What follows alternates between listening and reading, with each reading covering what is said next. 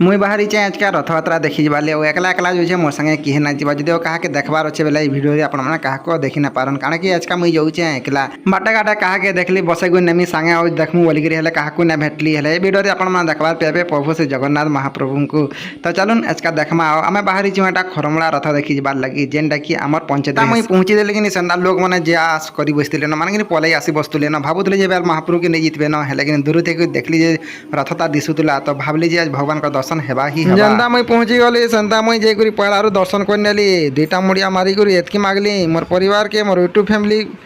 और मोर Facebook family समस्त member मन को भलसे रखी थे जेन मैंने भी मो चैनल के सब्सक्राइब ना करते आशीर्वाद करूँ जे मो चैनल के सब्सक्राइब करनी ये पले गली मैं बजार के कारण कि दिन बजार बिल बसी और बजार तो गिन बार तुन साग है किसी और ना मिलला कारण खाली आलू बेल धरिक मुई पलि आली आके वीडियो के चलो